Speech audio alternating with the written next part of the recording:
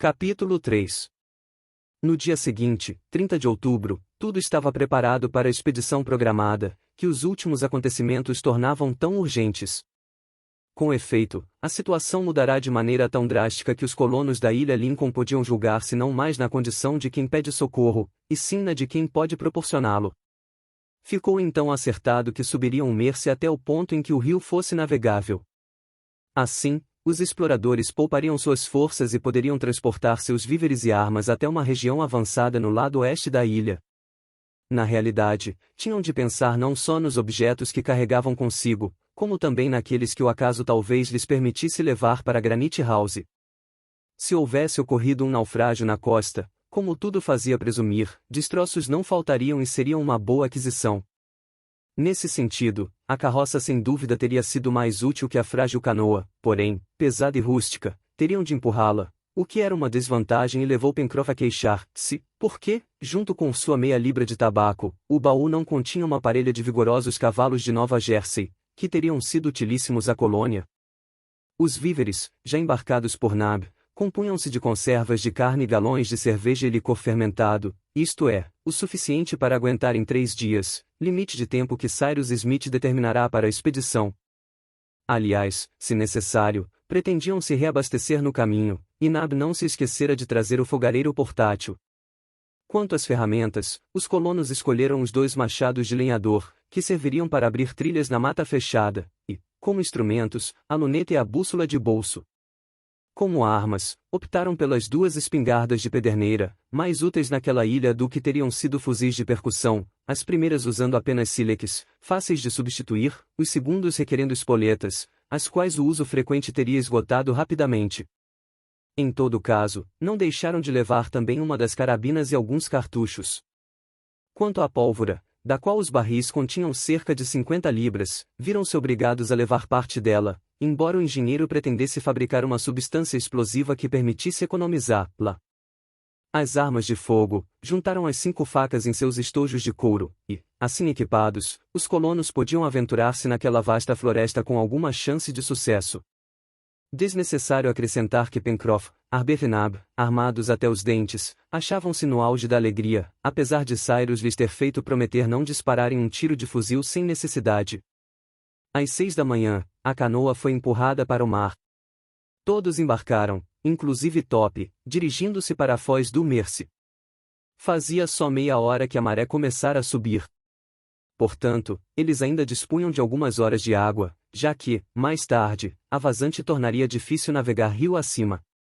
Como teriam lua cheia dentro de 3 dias, a maré já mostrava sua força, e a canoa, que bastava manter na corrente, avançou rapidamente entre as 2 ribanceiras, sem que fosse necessário aumentar a velocidade com a ajuda dos remos. Em poucos minutos, os exploradores haviam alcançado o cotovelo formado pelo Mersey, exatamente o ângulo onde, 7 meses antes, Pencroff juntara seu primeiro fardo de lenha. Após aquele ângulo bastante agudo, o rio, arredondando-se, embicava para sudoeste e seu leito corria à sombra de grandes coníferas eternamente verdejantes. O aspecto das margens do Mersey era magnífico. Cyrus Smith e seus companheiros não podiam senão admirar aqueles belos efeitos obtidos com tanta facilidade pela natureza só com água e árvores. À medida que avançavam, as essências florestais modificavam-se. À margem direita do rio distribuíam-se magníficos espécimes das ulmáceas, preciosos olmeiros, tão cobiçados pelos construtores por terem a propriedade de resistir bem à água. Em seguida, árvores pertencentes à mesma família, entre outras, lódãos, cuja noz produz um óleo de grande utilidade. Mais adiante, Harbert observou algumas larzabaláceas, cujos ramos flexíveis, macerados na água, fornecem excelentes cordames, e 2 ou 3 troncos de ebenáceas, em belos tons escuros e sulcados por veios caprichosos. De tempos em tempos, em certos remansos, atracavam a canoa. Então Gedeon Spiller, Harbert, Pencroff, empunhando as espingardas e precedidos por Top, faziam uma batida na margem. Afora a caça, era possível que encontrassem alguma planta útil que não convinha desdenhar, e o jovem naturalista foi amplamente servido, pois descobriu uma espécie de espinafres silvestres da família das quenopodiáceas e vários espécimes de crucíferas, pertencentes ao mesmo gênero que a couve, que, transplantados, de certo seria possível civilizar, eram agrião, raiz forte, rabanetes, Finalmente, pequenos caules ramosos, ligeiramente aveludados, com 1 metro de altura, que produziam sementes quase marrons. Sabe que planta é essa? Perguntou Harbert ao marujo. Tabaco! Exclamou Pencroff, que, evidentemente, nunca vira sua planta predileta a não ser no fornilho do cachimbo. Não, Pencroff. Respondeu Harbert. Não é tabaco, é mostarda. Vá lá quanto à mostarda. Respondeu o marujo. Mas se, por acaso, um pé de tabaco se apresentar, meu rapaz, por favor, não o despreze. Acharemos um dia. Disse Gédéon Spilett. Sério? Exclamou Pencroff. Pois bem, nesse dia não sei mais o que faltará à nossa ilha. Desenraizadas com cuidado, as diversas mudas foram transportadas para a canoa, que Cyrus Smith não abandonava, sempre absorto em suas reflexões. O repórter, Harbert e Pencroff desembarcaram assim várias vezes, ora na margem direita do Mercy, ora na esquerda. Esta era menos íngreme, aquela mais arborizada. Consultando sua bússola de bolso, o engenheiro constatou que a direção do rio a partir do primeiro cotovelo era nitidamente sudoeste-nordeste e praticamente retilínea por uma extensão de aproximadamente 5 quilômetros. Porém, tudo indicava que essa direção se modificava adiante. O Mercy subia para noroeste, rumo aos contrafortes do Monte Franklin, de cujas águas se abastecia. Durante uma dessas excursões, Gédéon Spilett conseguiu capturar 2 casais de galináceos vivos. Eram aves de bicos compridos e delicados, com os pescoços alongados, asas curtas e aparentemente sem cauda. Harbert acertadamente designou-as como inambus e ficou resolvido que seriam os primeiros hóspedes do futuro terreiro. Até ali os fuzis não haviam se manifestado e a primeira detonação que ressoou nas matas do faroeste foi provocada pela aparição de uma bela ave, anatomicamente semelhante a um martim pescador. É um velho amigo! Exclamou Pencroff, e podemos dizer que seu tiro partiu à sua revelia. Que amigo? Perguntou o repórter. A ave que nos escapou na primeira excursão e cujo nome demos a essa parte da floresta. Um jacamar! Exclamou Harbert. Era efetivamente um jacamar, bela ave, cuja plumagem bastante rude é revestida por um brilho metálico. Alguns chumbinhos haviam-na derrubado, e Top levou-a para a canoa, junto com uma dúzia de turacos loricos, espécie de trepadores do tamanho de um pombo, todos de um verde intenso, com parte das asas magenta e um topete em riste debruado de branco. Coube ao adolescente a honra daquele belo tiro de fuzil, o que o deixou todo orgulhoso. Os loricos possuíam uma carne melhor que a do jacamar, a qual é um pouco fibrosa, mas seria difícil convencer Pencroff de que ele não matara o rei das aves comestíveis. Eram 10 horas da manhã quando a canoa alcançou um segundo cotovelo do Mercy, a cerca de 8 quilômetros de sua foz. Fizeram alto naquele local, para almoçar, e a pausa, ao abrigo de árvores altas e frondosas, estendeu-se por meia hora. A largura do rio ainda oscilava entre 18 e 20 metros e a profundidade de seu leito, entre 1,5 metro e 2. O engenheiro observara que diversos afluentes engrossavam seu curso, mas não passavam de simples riachos não navegáveis. Quanto à floresta, incluindo tanto o bosque do jacamar como as matas do faroeste, estendia-se a perder de vista. Em parte alguma, nem sob as altas copas, nem sob as árvores das margens do Mercy, percebia-se a presença do homem. Os exploradores não encontraram nenhum indício suspeito, sendo evidente que o machado de um lenhador jamais rasgara aquelas árvores e o facão de um desbravador jamais cortara aqueles cipós estendidos de um tronco a outro, em meio aos arbustos indevassáveis e às plantas altas. Se náufragos haviam sussobrado na ilha, ainda não haviam deixado o litoral, e não era sob aquele espesso teto que convinha procurar os sobreviventes do presumido naufrágio. O engenheiro agora parecia manifestar certa pressa de alcançar a costa ocidental da ilha Lincoln, distante, segundo seus cálculos, pelo menos 8 quilômetros. A navegação foi retomada e embora, por sua direção no momento, o Mercy parecesse correr não para o litoral, e sim para o Monte Franklin, ficou decidido que continuariam na canoa enquanto esta contasse com água suficiente sob a quilha para flutuar. Isso, além de evitar fadigas inúteis, significava um ganho de tempo, pois de outra forma teriam de abrir uma trilha a machado através da mata fechada. O fluxo, porém, logo veio a cessar, seja porque a maré baixara, e de fato estava na hora, seja porque não se fazia mais sentir aquela distância da foz do Mercy, o que os obrigou a usar os remos. Nab e Harbert instalaram-se no banco, Pencroff na zinga, e a canoa continuou a subir o rio. Do ponto onde se encontravam, era possível perceber que a floresta ia ficando mais rala, com as árvores menos frondosas e cada vez mais isoladas. Em contrapartida, precisamente porque eram mais espaçadas, aproveitavam mais intensamente o ar puro que circulava à sua volta, e eram magníficas. Que esplêndidos espécimes da flora daquela latitude! Sua presença de certo era suficiente para um botânico apontar, sem hesitação, o paralelo que atravessava a ilha Lincoln. Eucaliptos! Extasiou-se Harbert. Eram efetivamente esses soberbos vegetais, os últimos gigantes da zona extratropical, congêneres dissimilares da Austrália e da Nova Zelândia, ambas situadas à mesma latitude que a ilha Lincoln. Alguns chegavam a ter 60 metros de altura, com a circunferência de seus troncos medindo 6 metros na base e sua casca, entranhada por uma resina perfumada, até 12 centímetros de espessura. Nada mais maravilhoso e singular do que aqueles enormes espécimes da família das mirtáceas, cuja folhagem bordava a luz, peneirando os raios de sol até o solo. Uma relva fresca revestia o solo ao pé dos eucaliptos e de suas moitas escapavam revoadas que cintilavam nos feixes luminosos como carbúnculos alados. Isso é que é árvore! Exclamou Nab. Tem alguma serventia? Duvido muito. Questionou Pencroff. Vegetais gigantes são iguais a humanos gigantes. Só são bons no circo.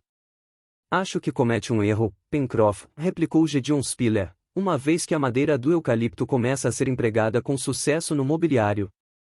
Eu acrescentaria, interveio Harbert, que esses eucaliptos pertencem a uma família que compreende uma série de generosos espécimes, a goiabeira, que dá as goiabas, o craveiro, que produz o cravo da Índia, o romanzeiro, que dá as romãs, a Eugênia cauliflora, cujos frutos servem para a fabricação de um vinho bem razoável, a murta ugni, que encerra um excelente licor alcoólico, a murta caryophyllus, cuja casca forma uma apreciada canela, a Eugenia pimenta, de onde vem a pimenta da Jamaica, a murta comum, cujas bagas podem substituir a pimenta do reino, o Eucalyptus robusta, que produz uma espécie de maná excelente, o Eucalyptus guinei, cuja seiva se transmuta em cerveja por meio da fermentação, em suma, todas essas árvores conhecidas pelo nome de árvores da vida ou pau-ferro, pertencentes à família das mirtáceas, que abrange 46 gêneros e 300 espécies.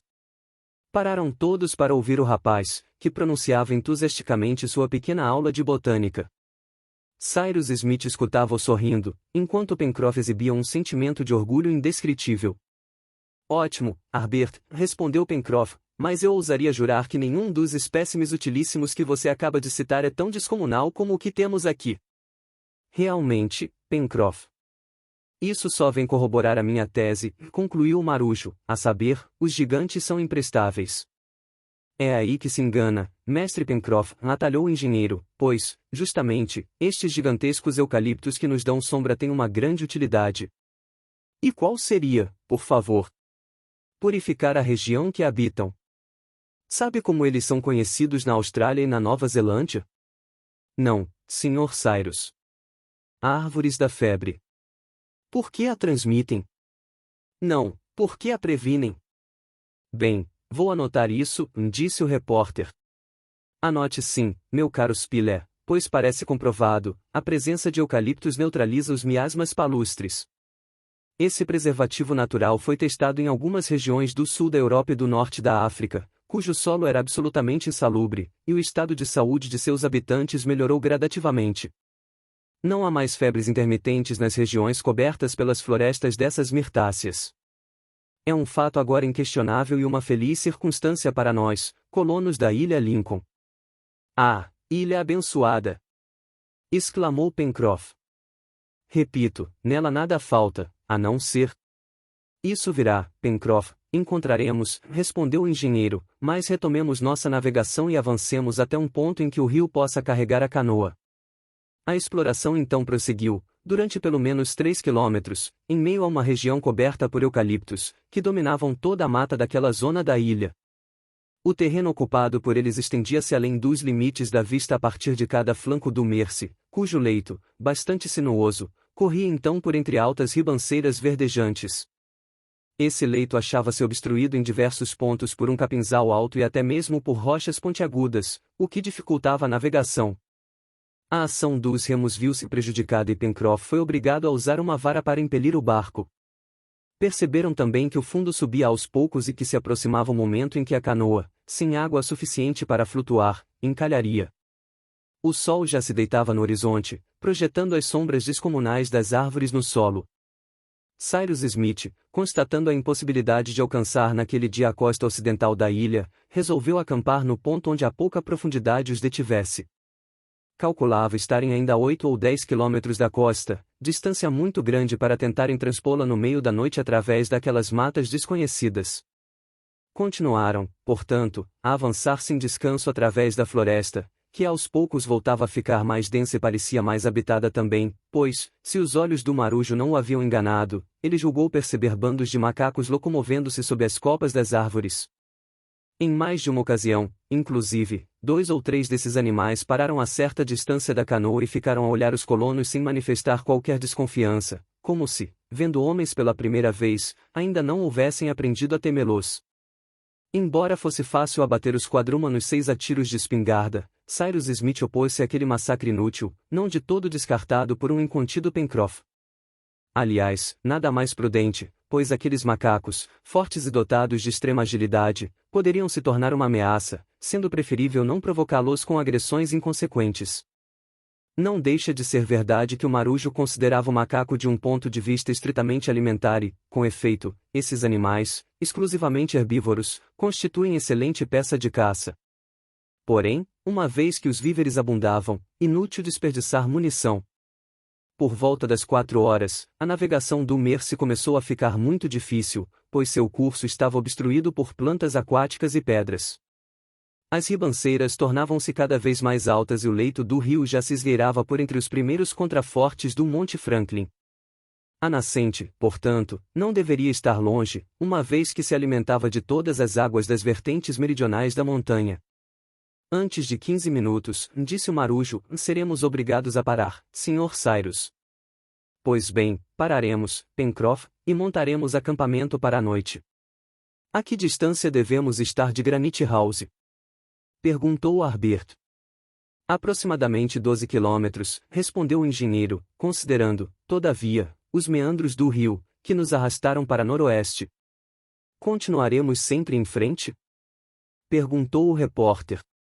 Enquanto for possível, respondeu Cyrus Smith. Amanhã, ao raiar do dia, deixaremos a canoa e, em 2 horas, espero, atravessaremos a distância que nos separa da costa. Assim, teremos praticamente o dia inteiro para explorar o litoral. Avante! Gritou Pencroff.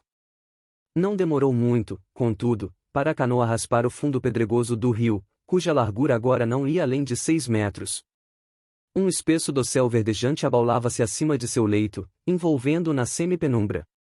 Ouvia-se igualmente o fragor de uma queda de água, indicando, a algumas centenas de passos a montante, a presença de uma represa natural.